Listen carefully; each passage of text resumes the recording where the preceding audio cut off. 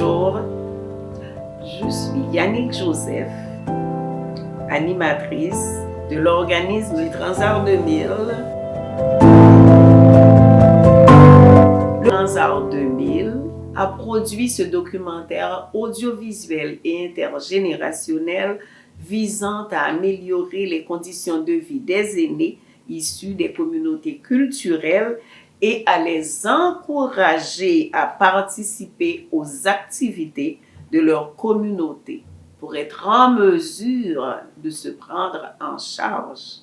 Ce document permet aux aînés issus des communautés culturelles de raconter leur trajectoire, parler de leur diversité et d'échanger leurs expériences sur la mauvaise traitance en société d'accueil, afin de pouvoir mieux sensibiliser la population sur leurs problèmes particuliers. À cet effet, Transart 2000 favorise les aînés à s'associer avec les jeunes dans le cadre de la production du documentaire audiovisuel et intergénérationnel pour aider à contrer les abus faits aux aînés, accroître la prévention et la sensibilisation de la population sur les méfaits envers les aînés, promouvoir la participation sociale des aînés et la nouvelle génération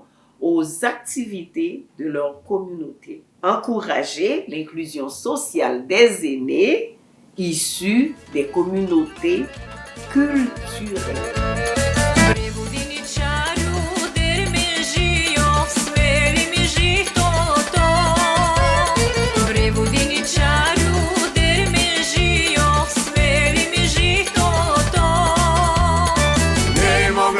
Ne moga dušo, voda nema nikade. Voda ke nameri me, žito to ke smeli me, što ke vidiš moja ti. Voda ke nameri me, žito to ke smeli me, što ke vidiš moja ti.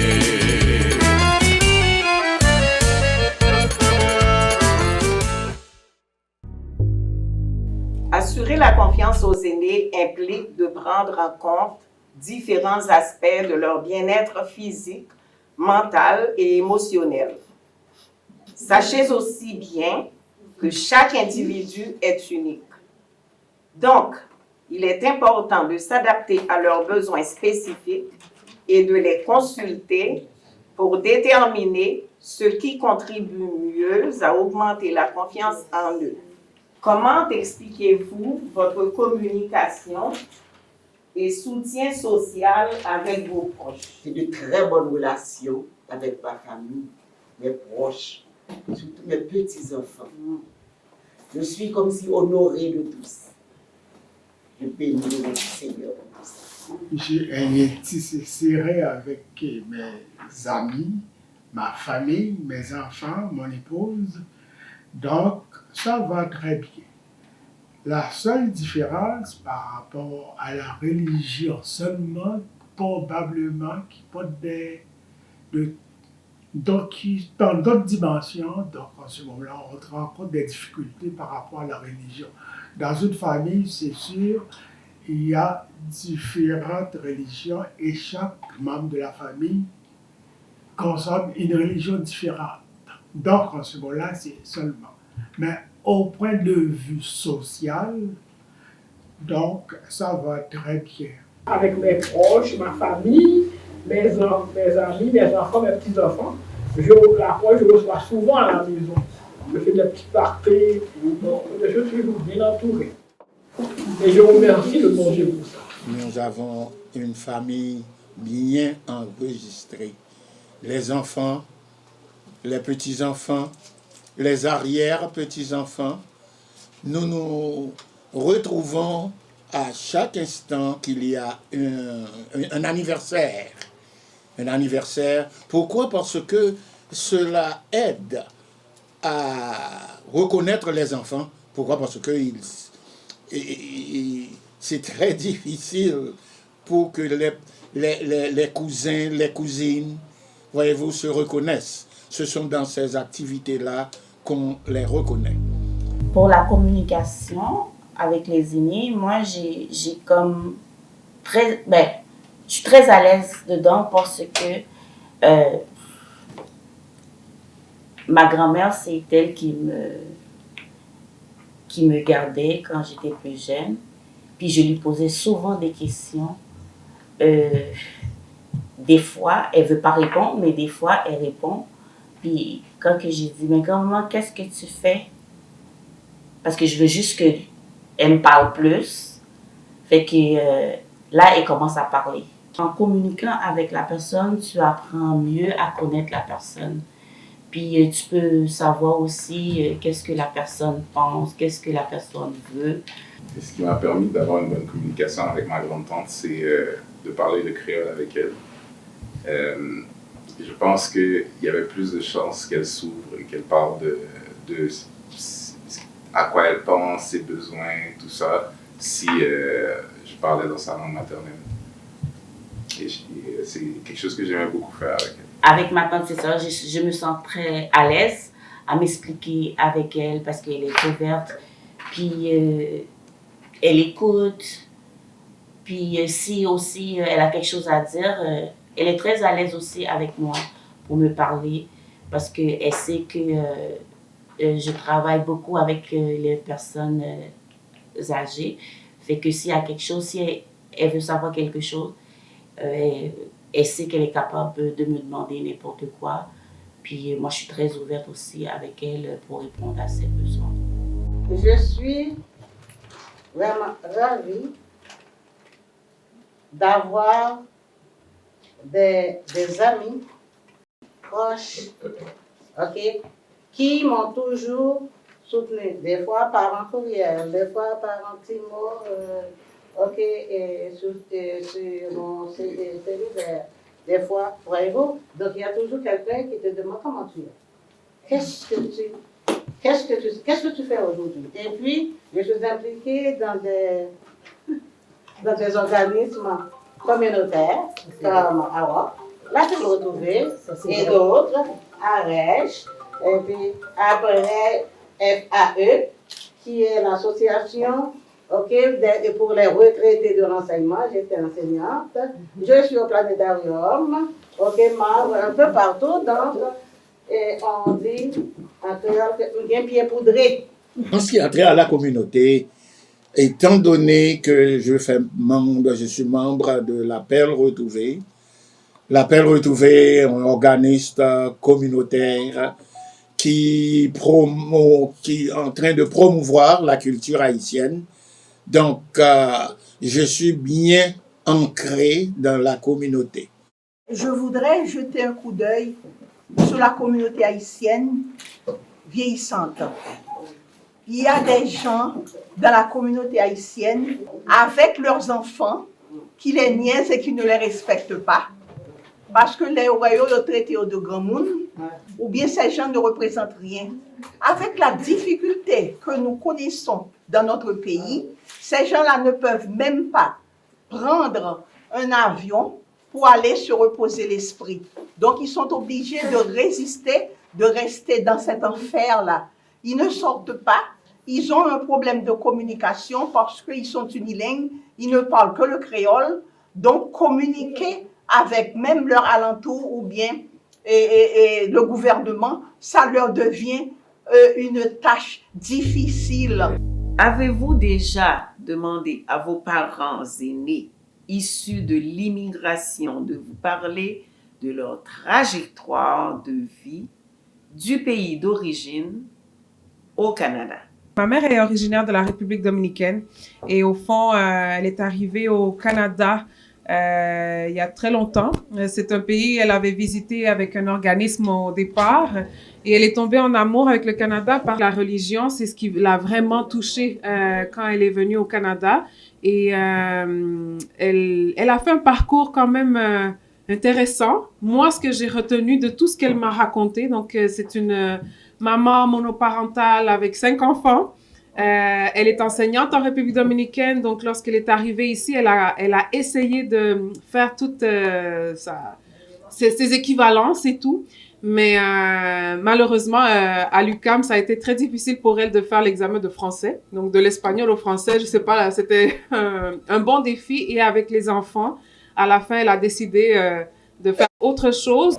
Mes parents, ils ont eu à reprendre des études par rapport ou à faire des équivalences, ou à s'arranger de faire un examen pour pouvoir reconnaître leurs études de leur pays d'origine. Et ça, c'est quelque chose qui m'a frappé lorsque j'ai entendu ça.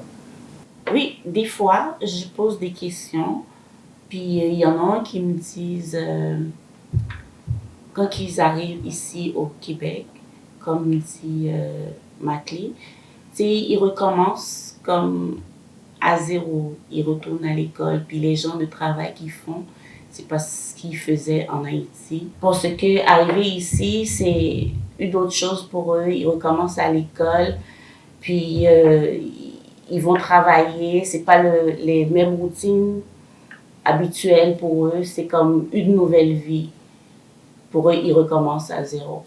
Mes parents sont d'origine du Cambodge. Moi, je suis née ici. Par contre, mes parents ont immigré ici en, je pense, fin des années 70, quand il y avait la guerre du Vietnam. C'était très, très, très difficile dans le pays. Et alors, ma mère, elle est allée vers l'étranger, tandis que moi, même à mon âge, j'ai de la misère à sortir de mon zone de confort. Puis ça me dit, comme, ça me pousse à aller plus, vers ce que je connais pas. Donc, elle, courageuse maman, elle est venue ici, 3 enfants, donc... Vos proches vous ont-ils encouragé à maintenir votre indépendance ou votre autonomie dans la mesure du possible? Respectez vos décisions et votre capacité à décider pour votre vie. C'est surtout mon épouse qui m'accompagne de jour en jour. Donc, j'ai pas de difficulté du tout avec ça. Mes enfants, j'ai pas de problème non plus, comme proches. J'ai des frères et sœurs, on s'entend très bien. Quand on a travaillé dans notre vie, puis qu'on est indépendant, ben, je pense pas que les enfants, ils vont vraiment s'initier dans nos choses. Notre indépendance est sacrée. C'est respecté. Il y a ce que l'on appelle le respect l'un et l'autre. J'ai ma décision que je prends, mais je le prends avec ma femme, avec mes enfants. Par exemple, je viens d'apprendre que j'avais un cancer de la prostate. J'ai été voir le médecin. Le médecin m'a donné pas mal de choses. J'ai dit au médecin, attendez-moi, je ne vais pas prendre une décision sans communiquer avec mes enfants et mon épouse. Il a dit, mais ok. Donc, il a invité, mon fils est venu avec moi. Donc, on a discuté ensemble. Donc, c'est pour vous montrer la manière, je suis, avec mes 87 ans, voyez-vous. On était en Haïti, on a eu une éducation qui n'est quand même pas pareille comme l'éducation d'ici. On se marie jeune, puis l'autonomie, je pense qu'on l'acquiert au fur et à mesure qu'on fait des expériences de vie. Ça, là, c'est vraiment parce que je regarde aux alentours de moi, les amis que j'ai eus, tout le monde, on aurait dit, en dernier, ils vivent tout seuls. Donc là, vraiment, il faut être autonome pour savoir qu'est-ce qu'on fait. Ça dépend parce que les jeunes, ils ont toutes sortes de moyens de dominer les parents. Parce que ça, c'est pas mon cas, mais j'ai un voisin, elle habite seule dans la maison, mais tout ce qu'il y a de beau, tout ce qu'il y a de grand, de gros, les enfants l'encouragent à l'acheter. Après 1 an, 2 ans, ils viennent, ils lui disent, ah, tu n'en as plus besoin, je le prends. Ou bien parce que moi, je suis témoin de ça parce que des fois, ça arrive, pauvre diable, elle vient chez moi, elle vient s'asseoir pour pleurer. Ou bien, ils viennent faire du nettoyage de la maison. Donc ça, qu'est-ce que tu fais avec ça? On jette. Qu'est-ce que tu fais? Donc là, ils sont en train de jeter toutes mes affaires. Dites-leur de ne pas y toucher. Mais non, je leur ai dit non, mais ils continuent à jeter. Donc c'est une autre technique du côté des jeunes pour dominer les parents. Il y a même des enfants qui encouragent les parents aussi à s'acheter, que ce soit s'il y avait une maison, d'acheter un condo, parce qu'ils savent que ça va être à eux. Donc ils t'encouragent, ils ne vont rien payer avec toi. Ils vont t'encourager à le faire. Il y a des enfants qui s'initient dans la vie intime de leurs parents qui les empêchent d'avoir un job, n'importe quoi. Maintenant, c'est moi. Je dois me faire plaisir et je dois continuer à me faire plaisir.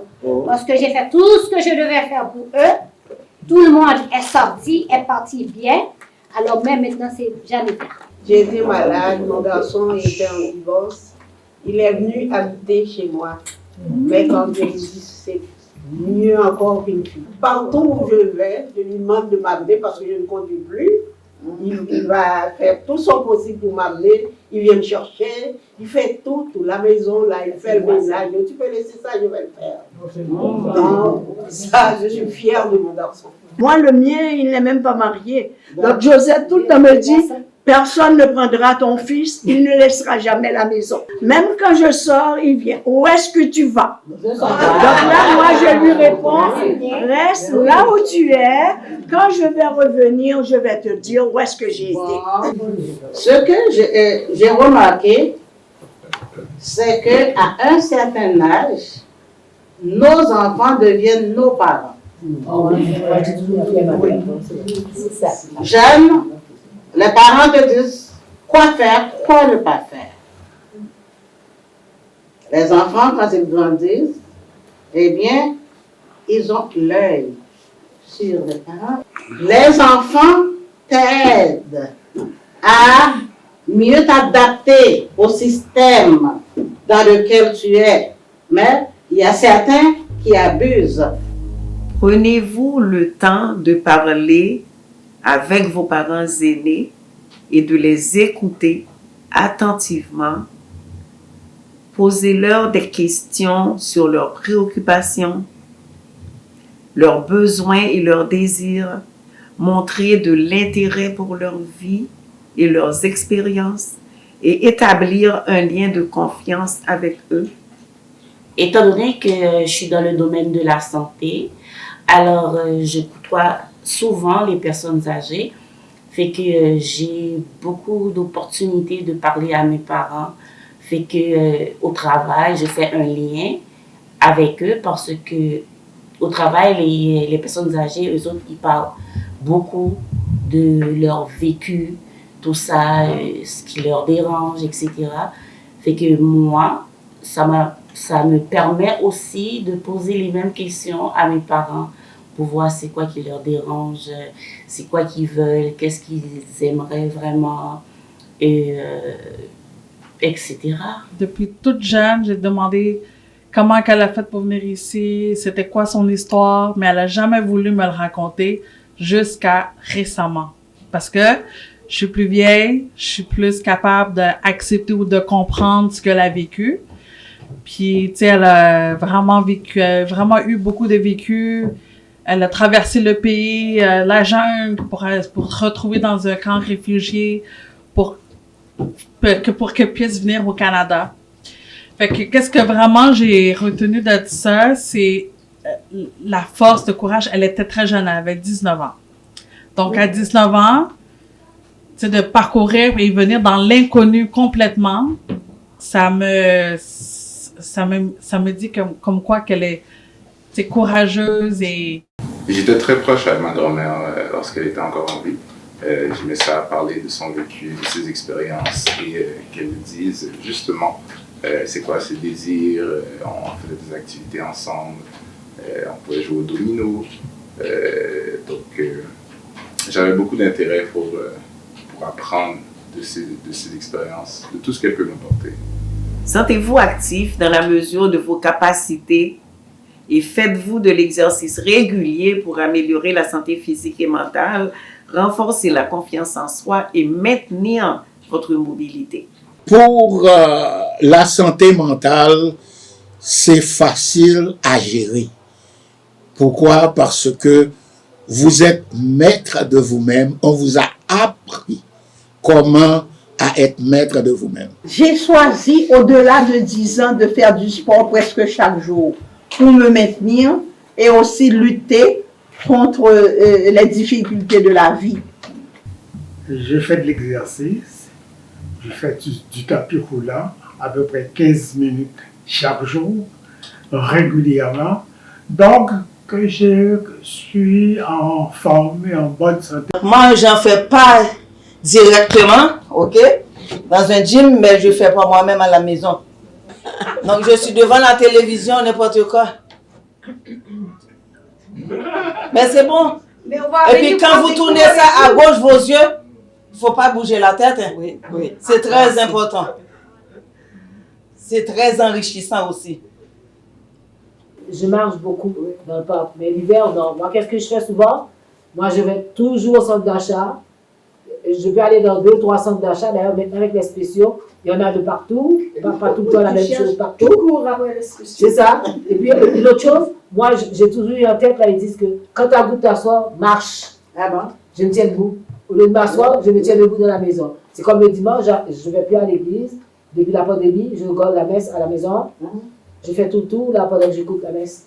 J'ai déjà fait une heure de marche. C'est beau de faire de l'exercice, d'aller faire de l'exercice, de dire ah, j'aimerais faire, parce que c'est toujours j'aimerais qu'on dit. On ne dit pas je vais faire, on dit j'aimerais. Mais il y a l'entrain. Par exemple, moi, le soir, quand je suis couchée dans mon lit, en attendant de dormir, je fais des projets d'avenir qui pourraient soulever la terre. C'est l'exercice. Le jour l'exercice. C'est l'exercice Le lendemain matin, quand je me réveille, oh mon Dieu, il neige. Oh mon Dieu, il y a du soleil. Et pourtant, il y a quelque chose de très simple. J'avais un chien. Obligatoirement, je devais le sortir 4 fois par jour. J'ai un bois en arrière de moi, je peux longer ma main comme ça, je touche un petit bois. J'allais avec le chien 4 fois par jour. Alors, j'ai été en rehab à l'hôpital juif de Laval. Alors, moi, je suis une personne qui est très dure avec moi-même. Quand je prenais ma retraite, j'avais peur de prendre ma retraite. Le mois que je faisais du tai chi, je faisais de l'aquaforme, je faisais du zumba, je faisais plein de choses. Donc, de peur de m'ennuyer. Et puis, qu'est-ce que ça m'a donné? Je ne sais pas si j'ai trop embrassé, eh bien, j'ai eu des problèmes à mon genou. Je pratique beaucoup d'exercices, ce que j'aime. Je ne peux pas rester à la maison. Qu'il neige, qu'il grêle, qu'il gèle, il faut que je sorte. Ça me fait un grand plaisir pour aller dehors. J'aime la nature. Respectez-vous l'autonomie de vos parents aînés?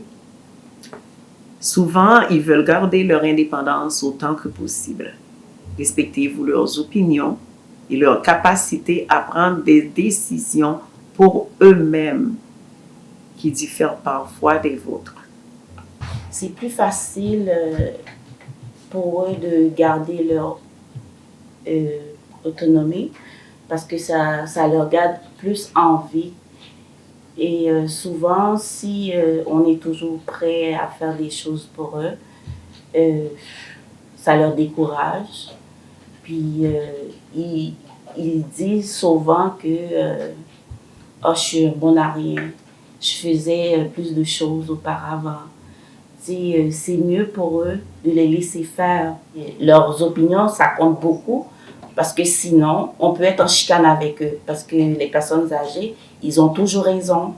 Puis, il faut que tu te mets plus bas pour écouter. Il faut être à l'écoute à ce qu'ils disent. Puis, comme ça, eux autres, ils se sentent plus en valeur. Fait que, en général, c'est mieux qu'on les laisse faire ce qu'ils peuvent faire. Lorsqu'elle était en vie, ma grande-tante, c'était très important pour elle, son autonomie. Je sais que vers la fin, lorsqu'elle a commencé à perdre une certaine mobilité, elle était trop fière pour le dire aux gens. Et c'est quelque chose qui me frappait, c'est malgré qu'on doit se laisser partir, on veut s'accrocher à la vie. Et j'ai vu ça en elle. Aussi, ma grand-mère, de l'autre côté de ma famille, elle souffre un peu d'Alzheimer. Et parfois, on lui parle, on vient lui raconter des souvenirs du passé et elle va tenir mordicus sur certaines choses et ne pas avouer qu'elle ne se rappelle pas. Jusqu'à ce qu'elle va dire « Ah, ok, tu as dit ça, ah, ok. » Mais je pense que malgré tout ça, c'est important dans les interactions de quand même reconnaître, c'est plus important qu'elle se rappelle elle-même, plutôt que moi je lui dise « Ah, tu te rappelles pas » et qu'elle se rend compte tout d'un coup que « Oh, elle a fait une erreur ». Donc, je trouve ça très important de respecter l'autonomie, même dans un moment où la mémoire fait défaut. Identifiez-vous des activités qui vous encouragent à stimuler votre esprit, comme la lecture, la peinture, la musique, les jeux de société ou l'apprentissage de nouvelles compétences. Je fais des mots croisés, je fais des mots entrecroisés, je fais des sudoku. Oui. C'est moi ce que je trouve parce que dans chaque jeu que je fais, je cherche pourquoi que je le fais. Le sudoku, il n'y a pas de recette pour faire le sudoku. Moi, je le compare à tout ce qu'il y a comme problème dans la vie. La solution est là. C'est à vous de trouver cette solution-là. J'ai fait un travail quand même qui me garde quotidiennement dans la lecture. Oui, je joue au solitaire parce que je suis seule à la maison, j'ai mes cartes, je joue au solitaire, ok? Et je vais dans des activités, comme je vous dis, où des fois, on joue. Il y a un seul qui règne dans les cieux. Où trouvez-vous sept? Il y a sept. Il y a six sur nos dos qui fut roulant des campagnes. À Cana, en Galilée, il y a un livre il y a quatre évangiles. Il y a trois personnes en Dieu, il y a deux testaments, l'ancien et le nouveau, mais il n'y a qu'un seul qui règne dans les cieux. Tous les jeudis, sur la demande de la direction de l'appel retrouvé, moi toujours là. Pourquoi je suis là? C'est parce que avec mes jeux de société, entraide sociale, Marie-Claudette Syriac, moi amusé tout le monde. La lecture, j'aimais ça, j'achète les livres. Maintenant, il commence à lire, là, à un certain moment, il dépose une lecture. On dirait qu'il n'y a plus d'intérêt. Il faudrait que ce soit quelque chose qui m'intéresse, voyez-vous, et que je peux trouver quelque chose là-dedans. Mais non pas pour juste faire la lecture, voyez-vous. Pour la musique, là, ça dépend. Il y a le compas direct, il y a le Tchaïkovski, il y a le Chopin. Donc, ça dépend. La musique, ça dépend de l'ambiance. La chanson, il y a la danse.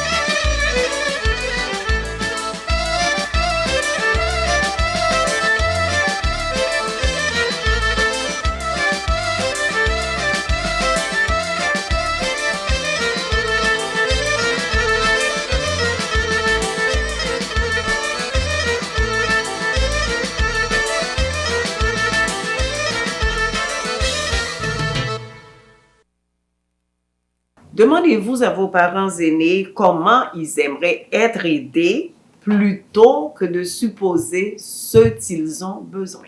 Pour leurs besoins, c'est quelque chose qui est très important parce que de temps en temps, moi, et je demande à ma tante et je demande à mon père aussi des fois, s'ils ont besoin de quelque chose, parce que c'est pas bon de prendre la décision pour eux tout le temps, et que des fois, tu leur poses la question, est-ce que tu as besoin de quelque chose, qu'est-ce que je peux faire?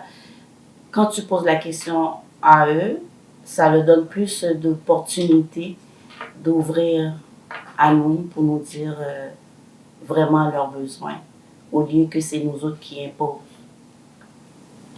Je suis entièrement d'accord.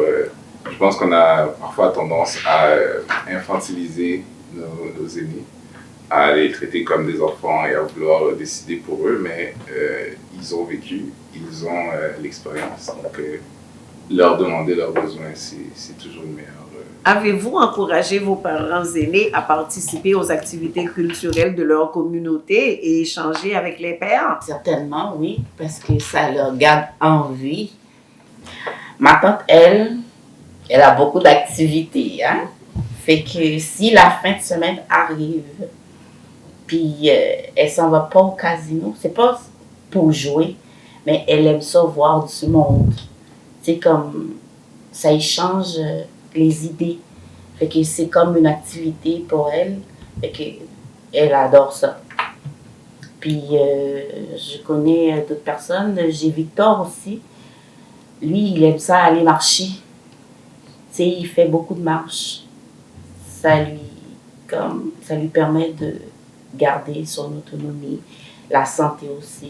On tente aussi à beaucoup marcher. On parle d'activités culturelles, mais il y a aussi des activités quotidiennes qu'ils vont faire, comme par exemple les aller au marché Jean Talon, ou bien sûr l'église le dimanche, à un moment où ils peuvent être en contact avec d'autres gens. Et je sais que c'est quelque chose qui, comme elle dit, les garde en vie, leur permet de revivre des moments. Si vous soupçonnez qu'une personne âgée est victime de maltraitance, allez-vous agir rapidement pour protéger sa sécurité et son bien-être et prendre les mesures nécessaires? Quand que la personne le dit, ça veut dire que c'était comme ça fait un bon bout de temps que la personne souffrait de cette maltraitance. Alors, il ne faut pas prendre ça à la légère parce qu'il faut réagir vraiment comme tout de suite. Je suis tout à fait d'accord avec eux par rapport à la maltraitance aux personnes âgées. Moi-même, je suis une personne âgée, je peux voir ça. Même de loin, donc en ce moment-là, il faut faire la part des choses, il faut agir justement pour protéger ces personnes-là. Connaissez-vous et utilisez-vous des ressources disponibles qui donnent accès aux services pour les aînés, comme les programmes de soins à domicile, les transports en commun adaptés, les clubs sociaux pour seniors, etc.? Je ne connais pas précisément des places où l'on donne des services sociaux, mais j'ai une couverture sanitaire qui est très intéressante. Mon médecin, pour ma sclérose, mon physiatre, ils prennent un grand soin. J'ai le yoga à la maison, le yoga sur chaise à la maison. Et puis, on est invité à beaucoup de choses. Et puis, c'est une prise en charge générale. Dernièrement, je suis allée et je devais voir la pharmacie, aller discuter à la pharmacie de la pertinence des médicaments que je prends. Donc, je suis vraiment très heureuse. C'est comme un réconfort familial. Tu as quelque chose sur quoi te reposer. Il y a des programmes pour les aînés. Je pense qu'il y a beaucoup de filles ici qui vont à ces programmes-là. Moi, je fais partie du conseil d'administration. Et il y a beaucoup de programmes pour les aînés. Exercices, alphabétisation. Mais bien sûr, il faudrait que vous vous attachiez avec le gouvernement, ce que donne le gouvernement pour les personnes âgées. Par exemple, les gens qui viennent ici sont presque tous en transport adapté. Parce que nous n'avons pas les moyens d'aller les chercher et ils n'ont pas les moyens de venir eux-mêmes. Et ça va leur coûter pas mal de sous s'ils doivent prendre le taxi pour venir. Voyez-vous? Donc, dans ce cas, j'ai des applications, je les ai aidés à remplir les applications pour le STM, le transport de Montréal, voyez-vous, pour qu'ils puissent utiliser le transport adapté. Chaque jeudi matin aussi, il y a une infirmière qui vient, qui prend la pression et autres, et puis qui donne de l'aide et surtout qui parle de ce qu'il faut faire, ou de ce qu'il faut éviter pour rester en santé. Le mauvais traitement aux aînés, également connu sous le nom de maltraitance envers les personnes âgées, est un problème grave, complexe et préoccupant dans notre société. Elle se manifeste sous différentes formes, notamment la violence physique, la négligence, l'exploitation financière, la maltraitance psychologique et émotionnelle, ainsi que l'abus sexuel. Cette forme de maltraitance peut avoir des conséquences graves sur la santé physique et mentale. Le Conseil et tous les membres de Transart 2000 se font le plaisir de remercier tous les participants, que ce soit les jeunes et les aînés, qui ont accepté de répondre aux questions. Nous tenons aussi à remercier le gouvernement du Canada, PESOC, Centre Emploi Québec, ainsi que tous les supporters et partenaires comme Loisirs du Parc, Afrique au féminin, CECIM, le Centre de services et d'intégration des minorités visibles, Nemo Communication, THM, la télévision haïtienne de Montréal, Follow the Rhythm, Ombre Bleue et Smoke Break Club.